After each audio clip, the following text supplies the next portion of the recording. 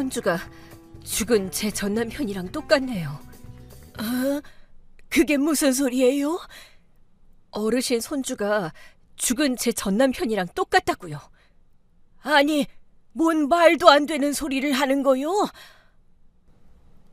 제가 간병을 맡고 있는 어르신이 손주 자랑을 하는데 친손주도 아닌데 자랑하고 있는 게 안타깝더라고요. 그래서 진실을 알려주었습니다. 이혼한 지 10년이 지나니 이제는 마음이 무뎌졌다고 생각했어요. 매일 비슷한 하루를 반복하며 그저 살아가는 게 일상이 되었죠. 생계를 위해 시작한 간병인 일도 처음엔 낯설었지만 이제는 익숙해졌습니다. 이번에도 그저 또 하나의 평범한 근무지라 생각했어요. 새로 받은 일자리 주소를 보고 저는 간단히 짐을 챙겼습니다. 처음엔 별 생각이 없었어요. 그런데 목적지에 가까워질수록 왠지 모르게 마음이 불편해지기 시작했습니다. 딱히 이유가 있는 것도 아닌데 이상하게 서늘한 기분이 들었어요. 그 집 주소를 보는 순간부터 어쩐지 불길한 기분이 들었죠. 이상하다. 그냥 기분 탓이겠지. 너무 오래 쉬었더니 괜히 예민해진 건가? 그렇게 스스로를 달래며 발걸음을 옮겼습니다. 하지만 그 집이 가까워질수록 머릿속이 복잡해지고 가슴이 자꾸만 답답해졌습니다. 에이, 그만 생각하자. 일하러 가는 건데 무슨 예감 타령이야. 그냥 열심히 하면 되지. 그 집 앞에 도착했을 때 생각보다 크고 규모가 있는 전원주택이라 잠시 멈춰섰습니다. 간병인으로 이런 집을 방문하는 게 처음은 아니었지만 이번엔 묘하게 숨이 막혔어요. 저는 벨을 눌렀고 곧 문 너머로 밝은 여성의 목소리가 들렸습니다. 잠시만요. 곧 열어드릴게요. 그 짧은 한마디가 이상하게 마음에 걸렸습니다. 분명 처음 듣는 목소리인데 어딘가 낯익었어요. 귀 한쪽에 맴돌면서 묘한 불쾌함에 스쳤습니다. 마치 오래전에 들은 기억이 희미하게 되살아나는 느낌이랄까? 설명하기 힘든 기분이었습니다. 저는 잠시 문 앞에 서서 생각했습니다. 내가 이 목소리를 왜 아는 거지? 기분 탓인가? 아니야, 분명 어디선가 들었는데? 문이 열릴 때까지 불과 몇 초였지만 그 시간이 유난히 길게 느껴졌습니다.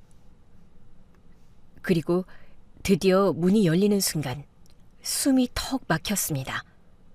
세상에, 이 얼굴을 다시 보게 될 줄은 몰랐어요.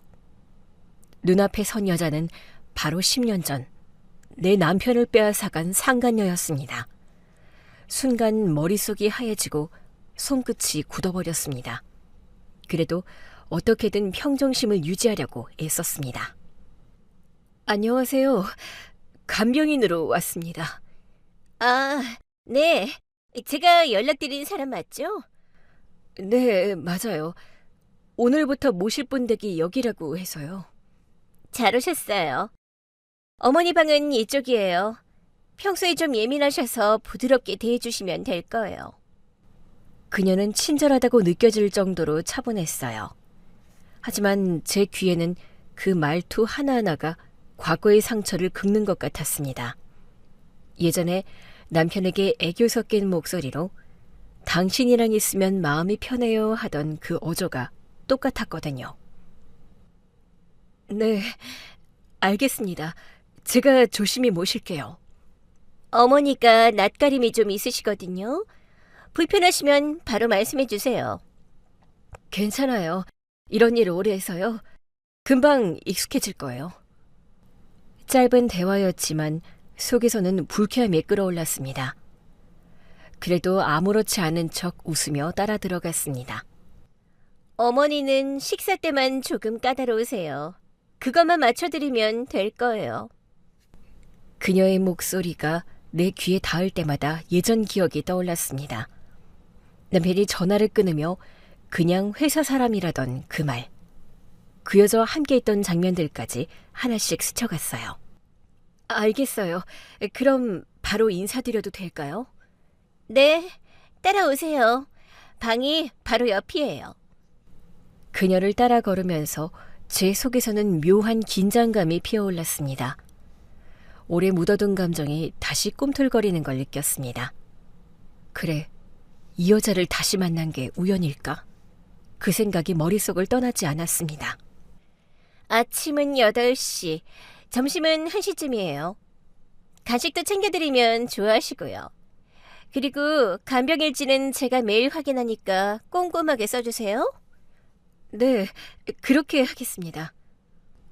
그렇게 대화를 이어가는데 제 안에서는 계속 끓는 뭔가가 참기 힘들게 치밀어 올랐습니다. 내 남편을 빼앗고 내 삶을 망쳐놓은 사람이 지금은 태연하게 시어머니를 부탁드린다고 말하고 있었습니다. 마음 같아선 당장 상간녀의 머리채를 잡고 물어보고 싶었습니다. 도대체 왜 그랬냐? 왜 내 인생을 망쳐놓고도 이렇게 태어나냐? 하지만 그럴 수 없었어요. 지금 이 자리에서 감정을 터뜨리면 끝이니까요. 저는 억지로 미소를 지어 보이며 아무 일 없는 사람처럼 굴었습니다. 진짜 아무 일도 없었던 사람처럼 사는구나. 입 밖으로 나오려는 말을 꾹 눌러 삼켰습니다. 얼굴에는 미소를 띄었지만 속에서는 이 모든 게 들끓고 있었습니다. 지금은 그 어떤 말도 하면 안 된다는 걸 너무 잘 알고 있었어요. 이 집에 들어온 이상 저는 간병인으로 남아야 했습니다. 그게 앞으로 벌어질 일의 시작이 될 테니까요. 제가 하고 싶은 말을 막 해버리고 이 일을 그만두면 당장 생활이 막막했습니다. 다른 일자리를 구하려면 시간도 걸리고 그 사이에 밀린 공과금이며 월세까지 떠오르니 머리가 아찔했어요. 하지만 단순히 돈 때문만은 아니었습니다. 그 여자가 어떻게 이렇게 태연하게 살고 있는지 그 이유를 꼭 알고 싶었습니다. 내 삶을 그렇게 무너뜨려 놓고도 아무 일 없는 사람처럼 살아간다는 게 도저히 납득이 되지 않았거든요. 내가 이렇게까지 힘들게 살아왔는데 저 여자란 도대체 어떤 낯을 옷고 있는 거야? 이 방은 선생님이 단독으로 쓰시고 편하게 쉬셔도 돼요. 어머니 계신 방은 저쪽이에요. 네, 바로 가볼게요. 혹시 식사나 약 챙기실 때 모르는 거 있으면 저한테 물어보세요. 네, 알겠습니다. 그녀는 여전히 아무렇지 않게 말했지만 제 귀에는 그 모든 말이 공허하게 울렸습니다. 10년 동안 제 안에 쌓였던 분노가 스멀스멀 올라왔지만 저는 꾹 참고 숨을 깊게 들이마셨습니다. 지금은 싸울 때가 아니니까요. 그래, 이번엔 내가 끝까지 지켜볼 거야. 네가 어떻게 사는지, 어떤 얼굴로 사는지 두 눈으로 직접 확인할 거야. 그렇게 다짐하며 저는 마음을 다잡았습니다. 그렇게 시작된 간병 첫날, 저는 조심스럽게 어르신 방으로 들어갔습니다. 방 안에는 연세 지긋한 어르신이 누워 계셨고 처음 인사를 드리자 분위기가 팽팽했습니다. 안녕하세요. 오늘부터 모시게 된 간병인입니다. 간병인? 전에 오던 사람은 어디 갔어요? 그 사람은 손이 참 부드러웠는데. 개인 사정이 있으셨다고 들었습니다. 제가 대신 잘 모실게요. 그런 말은 다들 하지. 약 시간 안 지키면 바로 얘기할 거예요. 나는 약속 안 지키는 사람 제일 싫어해요. 네, 걱정 마세요. 정확하게 맞춰드릴게요. 그렇게 첫 대화를 나누는데 어르신의 말투엔 단호함이 배어 있었습니다.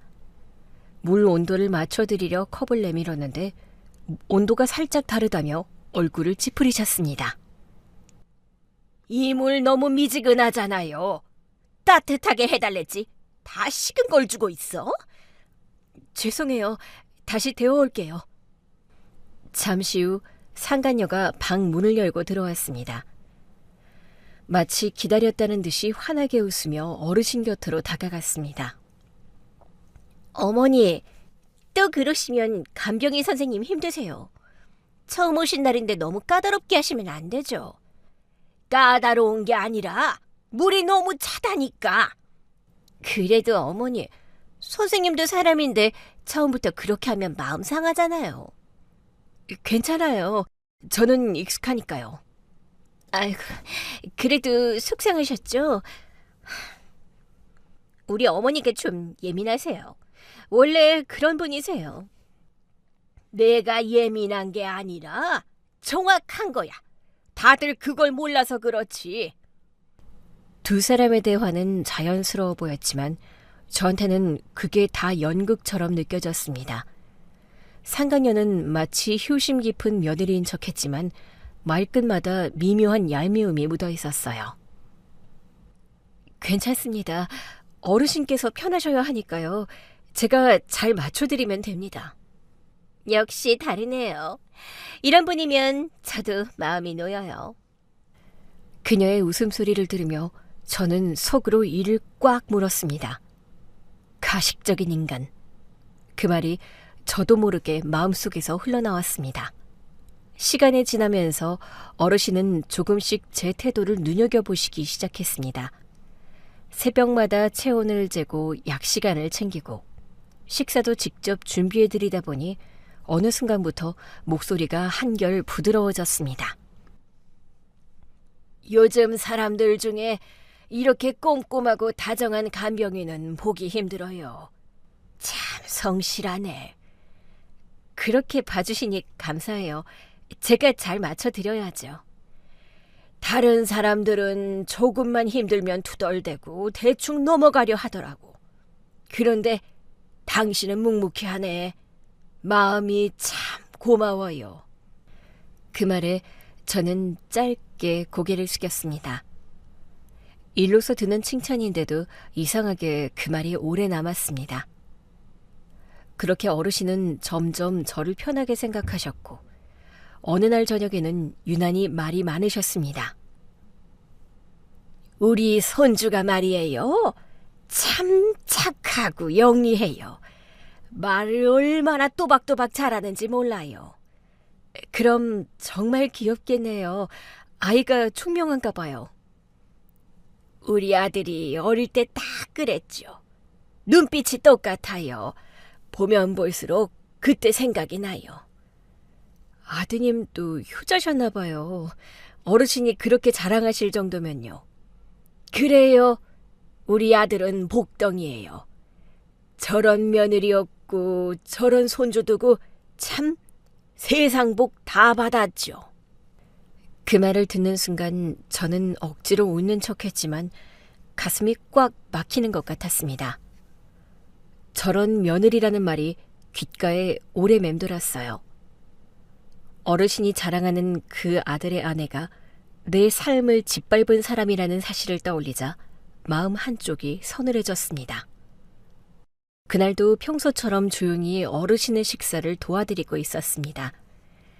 죽을 한 숟가락 떠서 건네드리려던 순간 거실 쪽에서 아이 목소리가 들렸습니다.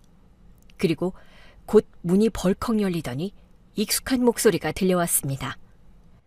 어머니, 저 왔어요. 아이고, 왔구나. 오늘은 우리 강아지도 데리고 왔네. 어서 들어오렴.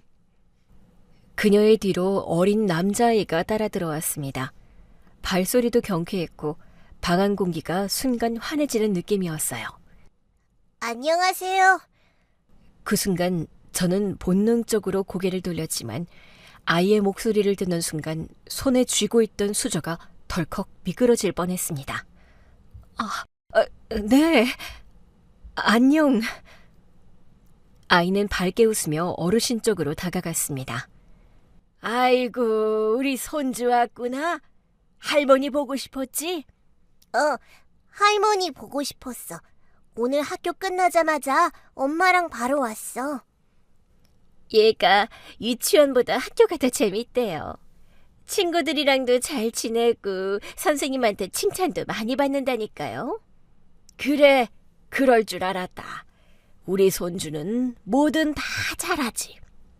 손주라니, 그럼 저 아이가... 머릿속이 복잡해졌습니다.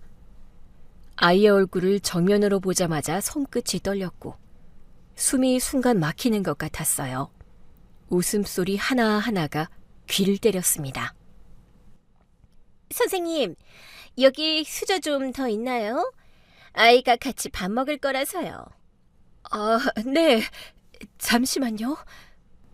그 말을 하고 부엌으로 향했지만 발걸음이 제대로 떨어지지 않았습니다. 방금 본 아이의 얼굴이 머릿속에 계속 맴돌았습니다. 웃을 때 눈가가 접히는 모양, 고개를 기울이는 습관. 도무지 잊을 수 없는 모습이었습니다. 그리고 가까이 다가가 아이를 다시 한번 쳐다보는 순간 저는 숨이 멎는 줄 알았습니다. 눈빛이며 콧날, 웃을 때 살짝 올라가는 입꼬리까지 너무 익숙했습니다. 그 얼굴은 바로 제 전남편의 얼굴 그대로였습니다. 마치 시간이 거꾸로 흘러서 어린 시절의 그 사람을 눈앞에서 보고 있는 듯 했어요. 손끝이 서늘해지고 머리가 멍해졌습니다. 세상이 잠깐 멈춘 것 같았어요. 어머니, 얘가 요즘 아빠 닮았다는 말 많이 들어요. 눈매도 그렇고 말투도 어쩜 그렇게 닮았는지 몰라요. 그러게 말이다. 웃는 거 보면 꼭 우리 아들 어릴 때 같아. 저 입꼬리 봐라. 똑같잖아. 그렇죠. 애가 성격도 닮았어요. 자기 고집도 세고 그래도 마음은 여려요. 하긴 우리 아들이 원래 정 많은 애였지. 저는 그들의 대화를 멀찍이서 들으며 가만히 있었습니다. 귀에는 소리가 들어오는데 머리는 하나도 따라가지 않았어요. 아이의 웃음소리와 어르신의 흐뭇한 말이 마치 수면 위로 멀리 퍼지는 소리처럼 들렸습니다. 설마 아니겠지? 그 한마디가 머릿속을 맴돌았습니다. 도저히 눈을 떼지 못한 채 아이의 얼굴을 계속 바라봤습니다. 상간녀는 아무렇지 않게 저를 향해 웃었습니다. 그 미소 하나에도 속이 뒤집히는 기분이었어요. 아, 이쪽은 우리 아들이에요. 인사드려야지, 민재야. 안녕하세요. 저는 민재예요. 네, 안녕. 참 예의가 바르네요. 입에서 간신히 말이 나왔지만 목소리가 떨리지 않게 억눌러 담느라 온몸이 굳었습니다. 심장은 미친 듯이 뛰었고 손끝이 저릿했습니다. 그 이름 민재. 들리는 순간 머리가 하얘졌습니다. 민재라니, 그 이름을... 그건 제가 저의 남편과 밤새 이야기하며 우리 아이 생기면 꼭 민재라고 하자라며 정했던 이름이었습니다. 그때의 따뜻했던 기억이 순식간에 뒤집히며 현실이 잔인하게 느껴졌습니다. 세상에 그렇게 많은 이름 중 왜 하필 그 이름인지, 왜 이 여자의 아이가 그 이름을 쓰고 있는지 이해가 되지 않았습니다. 어머니, 민재가 오늘 숙제도 다 하고 왔어요. 그래, 우리 민재 참 착하구나. 학교 생활은 어때? 재밌어요. 선생님이 발표 잘한다고 칭찬해줬어요. 우리 손주가 최고네. 그들의 웃음소리가 방안을 가득 메웠습니다. 저는 애써 미소를 유지한 채 고개를 숙였습니다. 속에서는 모든 감정이 뒤섞여 있었지만 표정 하나 흐트러지지 않게 꼭 눌러 담았습니다. 이렇게까지 같을 수가 있나? 이름까지, 얼굴까지. 와, 진짜 소름 끼치네. 어르신은 제 옆에서 흐뭇하게 웃으며 아이의 머리를 쓰다듬었습니다. 우리 손주가 세상에서 제일 잘생겼지요. 어쩜 이렇게 우리 아들 어렸을 때랑 똑 닮았을까? 그러게요. 저도 그 말 많이 들어요. 남편이랑 똑같다고요. 아니, 그냥 닮은 게 아니라 꼭 판박이야. 어쩜 저렇게 하나같이 닮았을까? 그 말을 듣는 순간 제 가슴이 철렁 내려앉았습니다. 상간녀의 현 남편이 아니라 저의 전 남편과 진짜 똑같았거든요. 마치 그때 그 사람을 그대로 복제해 놓은 듯한 얼굴이었습니다. 그건 닮은 게 아니에요. 똑같은 거예요. 진짜 판박이잖아요. 속으로 되뇌었지만 입 밖으로 낼 수는 없었습니다. 어르신은 여전히 즐겁게 웃으며 손주의 손을 꼭 잡고 있었습니다. 얘가 나중에 커서도 아빠처럼 듬직하고 착하게 자라면 얼마나 좋을까. 우리 집안에 이런 복덩이가 또 있을까 몰라. 그러게요. 어머니, 민재가 효심도 깊어요. 오늘도 학교 끝나고 바로 할머니 보러 오자고 그랬다니까요. 아이고, 기특하지. 나는 우리 강아지만 있으면 되지. 그녀의 웃음소리가 방 안에 퍼졌습니다. 그 웃음, 바로 그때 그 웃음이었습니다. 남편의 옆에서 나를 짓밟던 그 미소. 저는 그 소리를 듣는 순간 입술을 꽉 깨물었습니다. 아무렇지 않게 떠드는 그 모습이 다시는 견딜 수 없을 만큼 얄미웠습니다. 또 그렇게 웃네? 예전에도 그렇게 웃으면서 내 남편 손을 잡았잖아. 속에서 뭔가 뜨겁게 끓어올랐습니다. 그동안 눌러왔던 감정들이 한꺼번에 치밀어 오르는 느낌이었습니다. 그래, 저 아이가 그 사람의 피를 이어받은 거구나. 머릿속이 차갑게 식었습니다. 복수의 마음이 들끓기 시작했습니다. 이번에는 끝까지 가야겠다고 다짐했죠. 그날 밤 집으로 돌아가는 버스 창문에 비친 제 얼굴을 한참 들여다보았습니다. 머릿속에는 그 아이의 얼굴이 계속 떠올라서 가만히 있어도 숨이 안 쉬어지고 손이 떨렸습니다. 덩달아 전 남편이 저한테 단 한 번도 미안하다는 말을 하지 않았다는 사실이 계속 떠올랐고, 그 사람의 피를 이어받은 아이가 저렇게 평범하게 살아가는 모습이 제 안에서 무언가를 끌어올렸습니다. 이 상황을 그대로 두면 제 삶은 계속 무너질 것 같았고, 그렇게 될 수는 없다는 생각이 점점 뚜렷해졌습니다. 저는 출근에 어르신을 간호하고 있었습니다. 어르신은 기분이 좋은지 아침부터 활짝 웃으며 손주 이야기를 꺼냈습니다. 아니, 우리 손주가 이번에 상도 받았대요. 글짓기 대회에서 1등 했대요. 참 자랑스럽죠? 정말 자랑스러우시겠어요? 저는 평소보다 한 박자 늦게 대답했습니다. 손에 쥔 핸드폰을 3개 눌러주며 마음을 다잡았습니다. 이제는 더 이상 피하지 않기로 했습니다. 이 기회를 놓치면 진실은 영영 묻혀버릴 것 같았거든요. 내가 너무 자랑만 하나요? 우리 손주 자랑이 지겹죠? 그 말에 저는 고개를 들었습니다. 어르신, 그 손주분 죽은 제 전남편이랑 정말 똑같네요. 순간 방 안의 공기가 바뀌었습니다. 어르신은 웃던 얼굴을 멈추고 제 쪽을 바라보며 고개를 갸웃했습니다. 어? 그게 무슨 소리예요? 손주분이요. 제 전남편이랑 판박이에요. 방 안은 갑자기 조용해졌습니다. 어르신은 제가 건넨 말을 이해하지 못한 듯 멍하니 앉아 있었고, 저는 천천히 핸드폰을 꺼내 화면을 켰습니다. 화면 위로 오래된 사진 하나가 떠올랐습니다. 이 사진 좀 봐주세요. 사진이요? 네, 여기요. 저는 그녀의 눈앞에 핸드폰을 내밀었습니다. 사진 속에는 10년 전, 한때 제 남편이었던 남자와 상간녀가 나란히 서 있었습니다. 둘은 환하게 웃고 있었고 서로의 손을 꼭 잡고 있었습니다.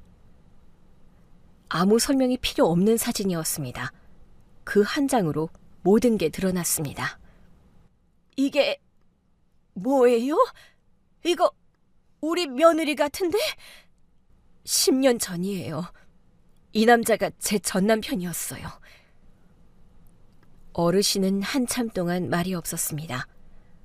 화면 속 얼굴을 확인하더니 이내 손을 떨며 핸드폰을 바라봤습니다. 설마 그럴 리가...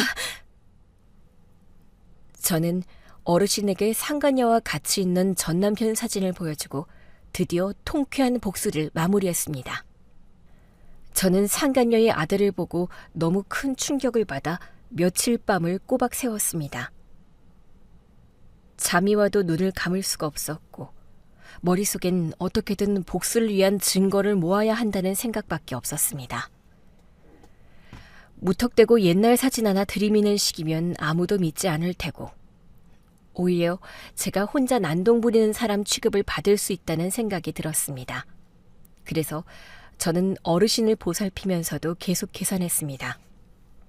어떤 증거가 결정적일지, 어느 순간을 포착해야 확실한 반박 여지가 없을지, 실수 없이 흔적을 남기지 않고 증거를 확보하려면 어떤 방법이 가장 효율적일지 등등을요. 그러던 어느 날 어르신은 진통제 주사를 맞고 잠드셨을 때였습니다. 저는 그 틈에 잠깐 숨을 돌리려고 부엌에 앉아 따뜻한 차를 마시고 있었죠. 그런데 그때 복도 끝 작은 방 쪽에서 희미한 말소리가 들렸습니다. 문이 닫혀있지 않아 틈새로 말소리가 다 새어나왔고 안에서는 익숙한 목소리가 낮게 깔려 나왔습니다.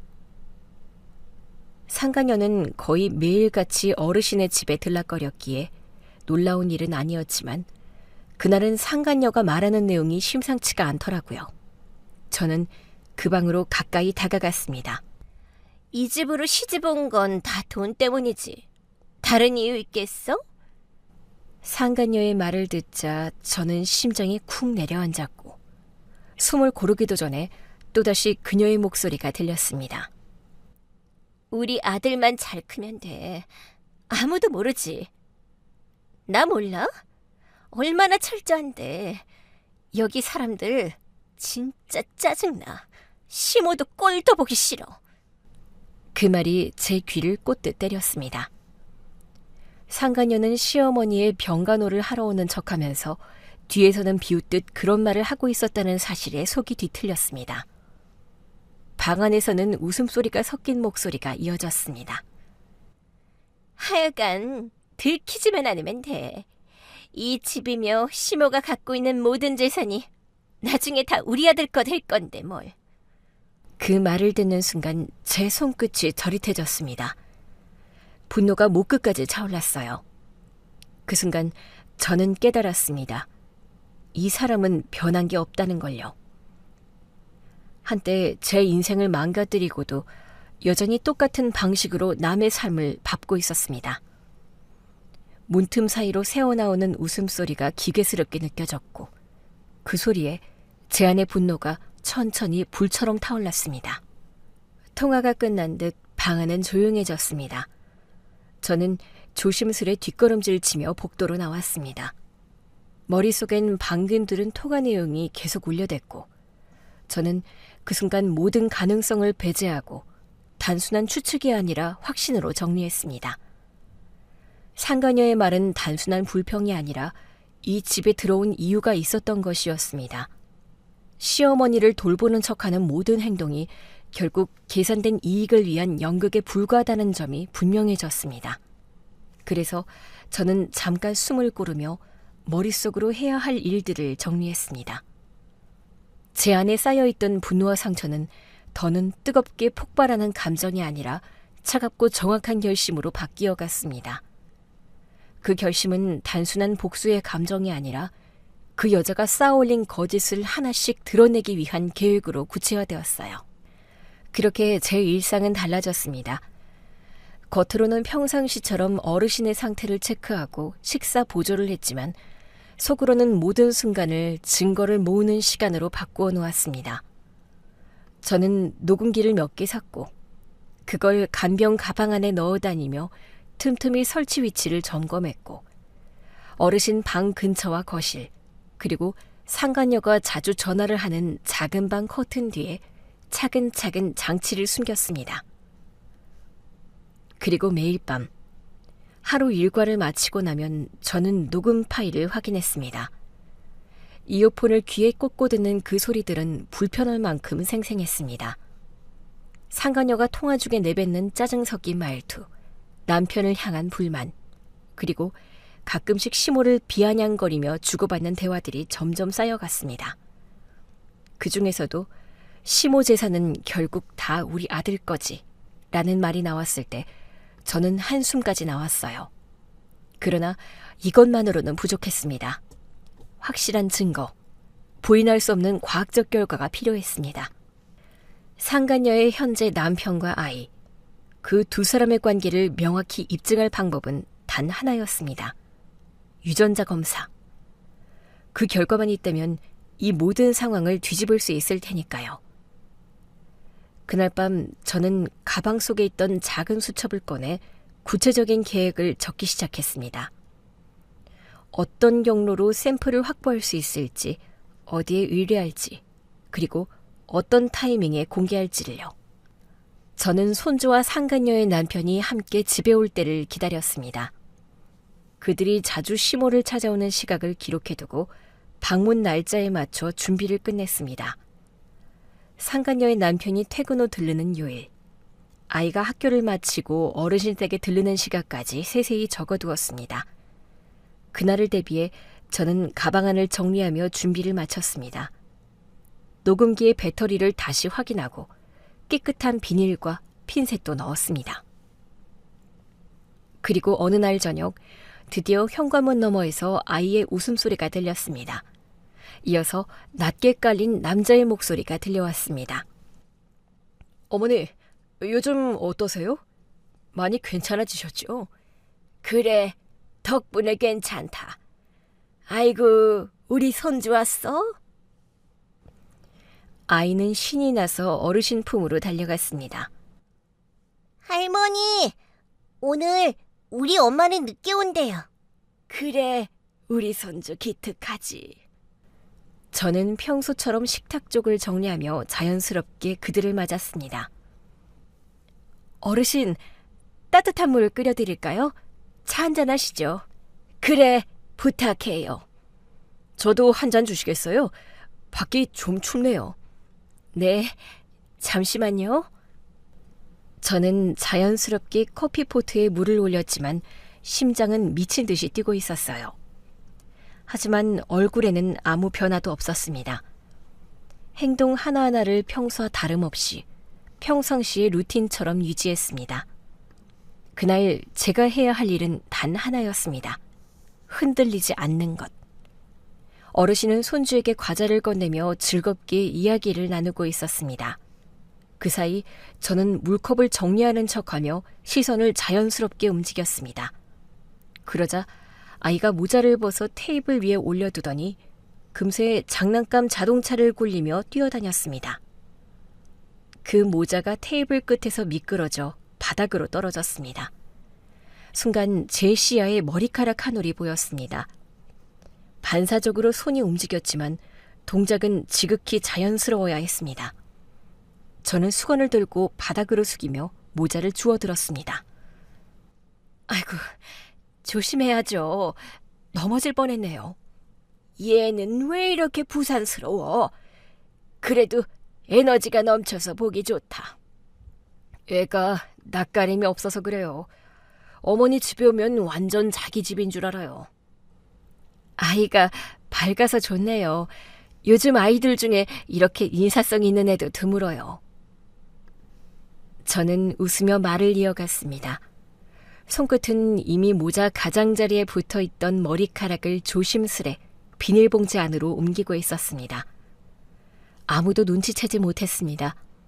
손끝이 잠깐 떨렸지만 저는 다시 수건을 접으며 평정심을 유지했습니다. 선생, 차 씻겠어요. 같이 좀 들어요. 네, 알겠습니다. 그리고 상간녀의 남편 머리카락도 필요했습니다. 저는 남편의 행동을 주시하고 있었어요. 그러다 상간녀의 남편이 외투를 벗어 의자에 걸어둔 뒤 잠시 밖으로 나간 사이 저는 움직였습니다. 시선을 분산시키듯 테이블 위 컵을 정리하고 어르신 쪽을 향해 말을 건네며 발걸음을 자연스럽게 옮겼습니다. 어르신, 혹시 시장하지는 않으세요? 아니야. 아까 밥을 많이 먹어서 그런가. 생각 없어요. 그 짧은 대화 사이 저는 외투가 걸린 옷걸이 앞으로 다가섰습니다. 그 옷깃 근처에 희미하게 붙어있는 머리카락 한 올이 눈에 들어왔습니다. 자세히 보지 않으면 아무도 모를 만큼 미세했지만 제 눈은 이미 그 한 올에 고정되어 있었습니다.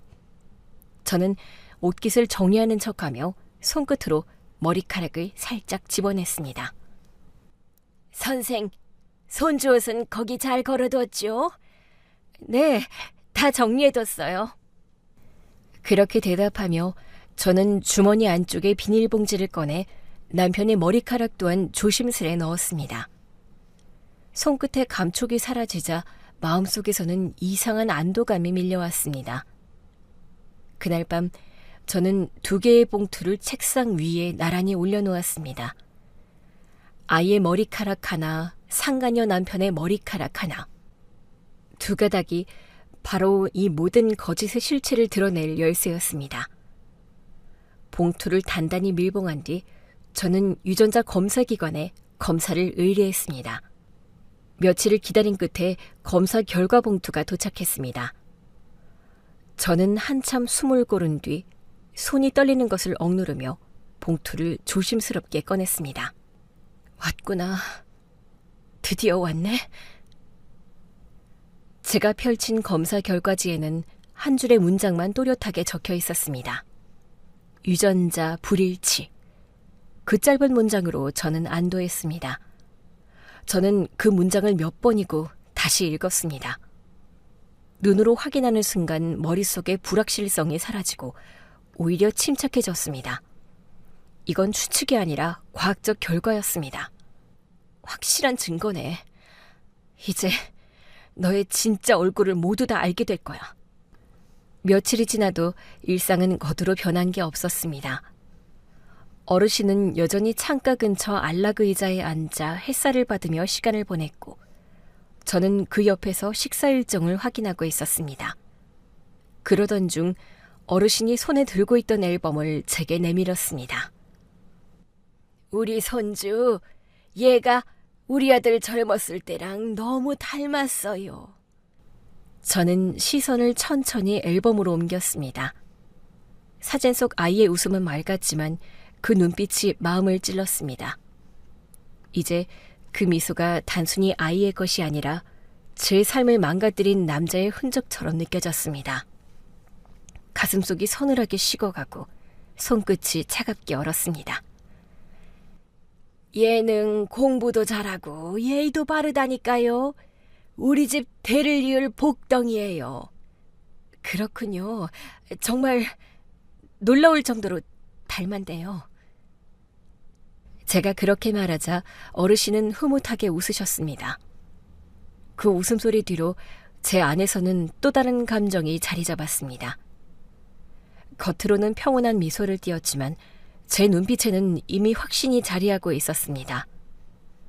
그동안 삼켰던 분노와 참았던 시간들이 모두 이 순간을 위해 쌓여온 것 같았습니다. 이 집에서 마침내 모든 것을 바로잡을 때가 왔다는 걸 저는 알고 있었습니다. 어르신이 사진을 덮으며 웃었습니다. 우리 손주 자랑이 지겹죠? 내가 너무 떠들었나 봐요. 저는 그제야 고개를 들고 입을 열었습니다. 어르신, 손주분이 죽은 제 전남편이랑 똑같네요. 어르신의 손이 덜컥 멈췄습니다. 들고 있던 앨범이 미끄러질 뻔했지만 간신히 붙잡았고 눈빛이 흔들렸습니다. 어? 그게 무슨 소리예요? 어르신 손주분이요. 제 전남편이랑 판박이에요. 정말 놀라울 정도로요. 짧은 대화였지만 방 안의 공기는 단숨에 바뀌었습니다. 그 정적 속에서 어르신은 한동안 말을 잃고 저를 바라봤습니다. 아니, 그게 대체 무슨 말이에요? 믿지 못하시면 며느리 불러보세요. 그 말에 어르신은 한참 동안 아무 말도 하지 못했습니다. 눈빛이 오락가락하더니 이내 억지 웃음을 지으며 말을 돌리려 했습니다. 오늘 간병인 선생님이 뭘 잘못 드셨나 보다. 이상한 소리를 하네. 그러고는 목소리를 높였습니다. 얘야, 잠깐만 와보렴. 상간녀의 목소리가 복도에서 들려왔습니다. 네, 어머니. 무슨 일이세요? 그녀가 문을 밀고 들어오는 순간 방 안의 긴장은 더 짙어졌습니다. 어르신은 애써 태연한 척하며 웃어 보였지만 손끝이 미세하게 떨렸고 저는 그 모든 걸 놓치지 않았습니다. 어르신이 손주 이야기 중이셨어요. 저도 할 말이 있어서요. 그 말에 방 안 공기가 다시 묘하게 흔들렸습니다. 어르신은 상간녀를 향해 억지로 웃으며 말을 꺼냈습니다. 이분이 이상한 말씀을 하셔. 우리 손주가 자기 전 남편이랑 똑같다나 뭐라나. 그 말에 상간녀는 잠시 굳은 채로 서 있더니 억지로 웃음을 흘렸습니다. 어머니, 요즘 날씨가 오락가락하니까 다들 예민하신가 봐요. 그 웃음은 평소처럼 자연스러워 보였지만 제 눈에는 달랐습니다. 말끝이 미세하게 떨렸고 눈빛 속엔 어딘가 두려움이 스쳐갔습니다. 그건 분명 순간적인 긴장감이었습니다. 저는 그걸 놓치지 않았습니다. 지금 이 여자는 알고 있었습니다. 제가 무슨 말을 하려는지. 어르신은 혼란스러운 얼굴로 저와 상간녀를 번갈아 보았습니다. 아니, 표정들이 왜 그래? 두 사람 다 이상하게 왜 그래? 상간녀는 급히 변명하듯 나섰습니다. 어머니, 신경 쓰지 마세요. 잠깐 착각하신 거예요. 피곤해서 그러신가 봐요. 저는 그 순간 더 이상 숨길 필요가 없다고 느꼈습니다. 어르신을 똑바로 바라보고 말했습니다. 어르신, 제가 왜 그런 말씀을 드리는지 곧 아시게 될 거예요. 어르신은 여전히 제 말을 이해하지 못한 채 있었어요. 저는 천천히 가방 속에서 핸드폰을 꺼냈습니다. 깊게 숨을 들이마시고 화면을 몇 번 터치하자 한 장의 사진이 나타났습니다. 화면 속에는 젊은 남녀가 어깨를 맞대고 다정하게 웃고 있었습니다. 남자는 제 전 남편이었고 여자는 지금 이 집의 며느리 상간녀였습니다. 그 사진 한 장이 모든 걸 말해주고 있었습니다. 저는 아무 말 없이 핸드폰을 들어 어르신 앞으로 내밀었습니다. 이 사진, 어르신 댁 며느리와 제 남편이던 사람입니다. 어르신은 처음엔 잘못 본 줄 알았는지 눈을 크게 떴습니다. 그리고는 핸드폰을 낚아채듯 받아들더니 화면을 뚫어져라 바라봤습니다. 이게 뭐야? 우리 며느리가 왜 여기? 어르신의 손끝이 떨렸고 목소리가 점점 갈라졌습니다. 눈동자가 흔들리더니 입술이 달싹거리면서도 아무 말도 이어지지 않았습니다. 상간녀의 얼굴이 순식간에 굳어졌습니다. 숨이 멎은 사람처럼 한동안 말을 잇지 못하더니 떨리는 목소리로 제게 물었습니다. 당신 누구야? 나 모르겠어? 당신이 내 남편 뺏어갔잖아. 순간 방 안의 공기가 확 식어버렸습니다. 상간녀는 당황한 듯 큰 소리로 말을 이어갔습니다. 뭐? 지금 무슨 소리를 하는 거야? 당신이 어떻게 이 집에 들어오게 된 거야? 어떻게 들어오다니? 네가 날 고용했잖아. 뭐? 내 남편 뺏고도 아주 잘 살고 있네? 우리 남편은 떠났는데 너는 또 다른 남자랑 결혼했구나? 지금 뭔 소리를 하는 거야? 뺏어가다니 말도 안 돼. 제 목소리는 담담했지만 단어마다 눌러왔던 분노가 스며들어 있었습니다. 마치 오래된 상처가 다시 터지는 듯했습니다. 어르신은 두 사람을 번갈아 보며 혼란스러워 고개를 저었습니다. 지금 둘이 무슨 소리를 하는 거냐? 상간녀는 그제야 급히 몸을 앞으로 내밀며 웃어 보였습니다. 억지로 침착한 척했지만 목소리가 떨렸습니다. 아니에요, 어머님. 이 여자가 잘못 알고 있어요. 제가 한때 만났던 남자예요. 다 정리하고 지훈 씨 만난 거예요. 이분 지금 착각하시는 거예요. 어르신에게 얘기하는 상간녀의 목소리는 필사적이었고 눈빛은 흔들렸습니다. 하지만 저는 그 흔들림 하나하나가 오히려 진실을 증명해주는 것처럼 느껴졌습니다. 이미 확신은 들었고 이제 남은 건 그 진실을 세상에 꺼내는 일뿐이었습니다. 그리고 갑자기 상간녀는 손을 부르르 떨며 제게 소리쳤습니다. 당신 나가요. 지금 몸도 성취하는 분 앞에서 뭐하는 짓이에요? 이대로는 못 나가지. 너 같으면 나가겠니? 저는 천천히 가방에서 서류봉투 하나를 꺼내 테이블 위에 올려놨습니다. 어르신, 유전자 검사 결과입니다. 살펴보세요. 그 한마디에 어르신의 눈빛이 크게 흔들렸습니다. 손끝이 떨리며 봉투를 향해 다가가려던 순간 상간녀가 그걸 낚아채듯 빼앗았습니다. 안 돼요. 안 돼. 어머님, 이 여자 이상한 여자예요.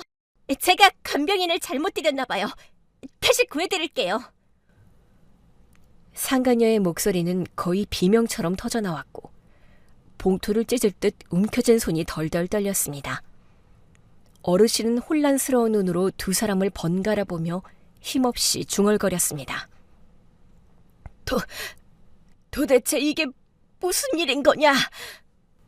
그 말에 저는 한치의 망설임도 없이 시선을 고정한 채 단호하게 말을 이었습니다. 그거 못 본다고 진실이 가려지니?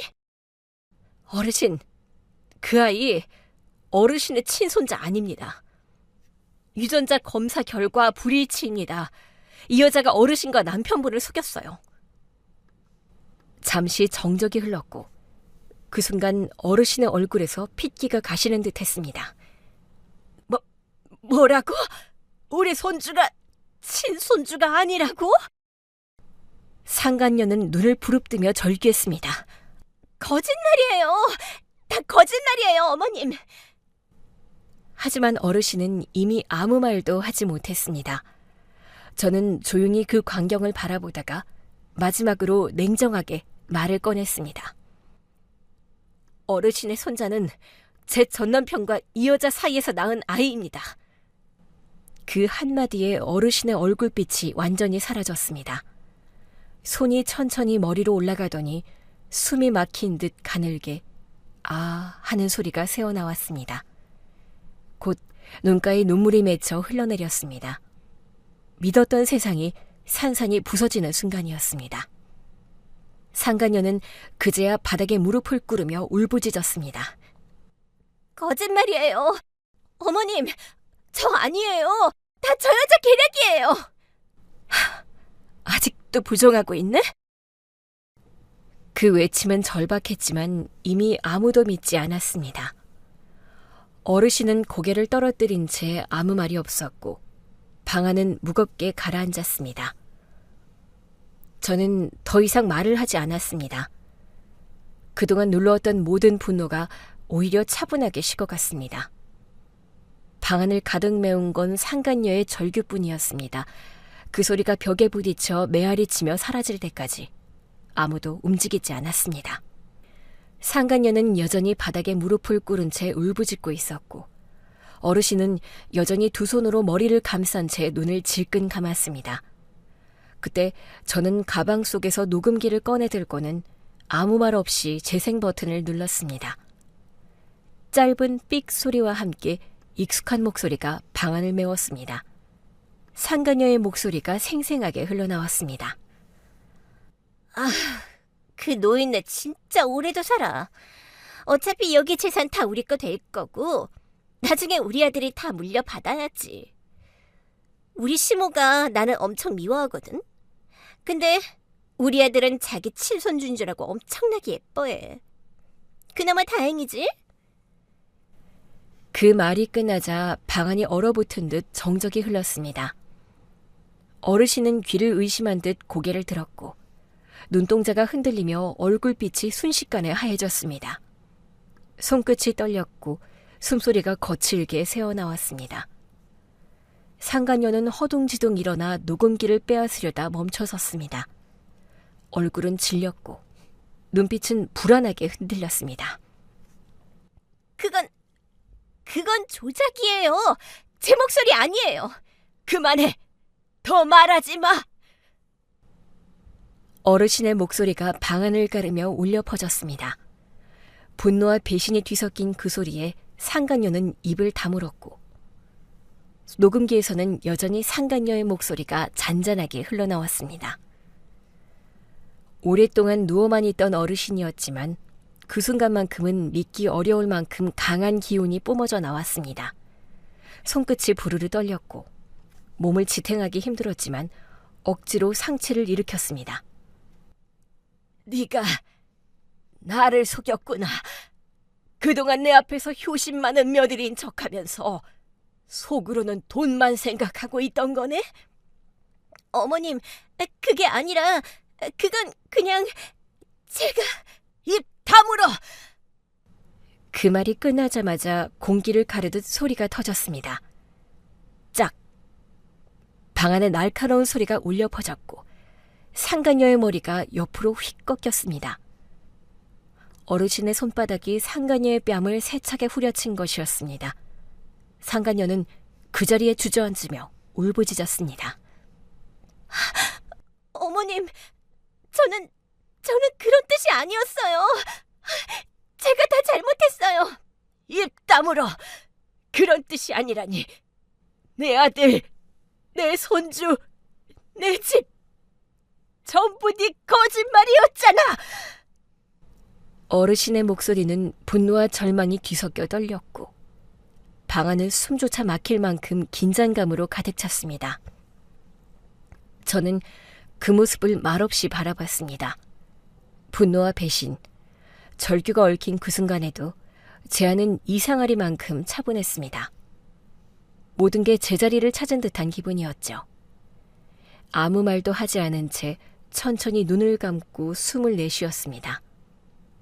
마음속으로 단 한마디만 되뇌었습니다. 이제야 다 끝났네. 방 안은 순식간에 아수라장이 됐습니다. 상간녀는 바닥에 엎드린 채 울부짖으며 어르신의 발끝을 붙잡았고 어르신은 그 손을 매정하게 뿌리치지도 그렇다고 잡아주지도 않았습니다. 그저 덜덜 떨리는 손으로 가슴을 움켜쥔 채 숨을 몰아쉬고 있었습니다. 바닥에는 찢어진 유전자 검사 봉투가 흩어져 있었고 녹음기에서는 상간녀의 목소리가 여전히 희미하게 반복 재생되고 있었습니다. 그 말소리 하나하나가 방안을 메우며 차가운 공기를 가르고 있었습니다. 저는 그 모든 장면을 말없이 바라봤습니다. 오랫동안 눌러왔던 분노, 그리고 무너진 마음이 이상하리만큼 고요하게 식어갔습니다. 아주 긴 시간 동안 이어진 하나의 사건을 마감하는 결말을 눈앞에서 보고 있는 기분이었습니다. 며칠 후 저는 새로운 간병인을 구하기 위해 병원에 들렀습니다. 간병인 휴게실안은 늘 그렇듯 조용하지 않았고 사람들의 작은 대화가 이어졌습니다. 저기, 그 집 말이야. 며느리랑 손자 다 쫓겨났대. 왜? 몰랐어? 그 집 며느리가 애 딸린 여자였는데 그걸 속이고 결혼을 한 거야. 시어머니랑 남편까지 다 속이고. 더군다나 그 애는 다른 여자 남편 뺏어서 생긴 애라잖아. 어머머, 세상에. 그 어르신이 직접 내보냈다더라. 한바탕 난리였대. 저는 커피를 들고 앉아 아무 말 없이 그 이야기를 들었습니다. 입가에 미세하게 미소가 번졌습니다. 마음속에 단단하게 맺혀있던 돌덩이가 서서히 녹아내리는 느낌이었습니다. 조용히 숨을 내쉬며 고개를 들었습니다. 집으로 돌아와 책상 앞에 앉았을 때 저는 한참 동안 아무 말도 하지 못했습니다. 책상 위엔 며칠 전까지 제 손 안에서 모든 걸 뒤집었던 녹음기가 그대로 놓여 있었습니다. 작은 기계 하나가 한 사람의 거짓말을 무너뜨리고 제 지난 세월을 정리해버렸다는 게 믿기지 않았습니다. 창문 밖에서는 찬바람이 스며들었지만 그 바람이 오히려 마음을 편하게 해주는 것 같았습니다. 오랜 세월 가슴 깊이 눌러놨던 상처가 조금씩 사라지고 그 자리에 이상할 정도로 조용한 평온이 자리했습니다. 저는 한참 동안 숨을 고르다 천천히 눈을 감았습니다. 그동안의 복잡했던 감정이 고요하게 가라앉는 게 느껴졌습니다. 마음속에서 단 하나의 말이 떠올랐습니다. 이제 됐어요. 정말 끝났어요.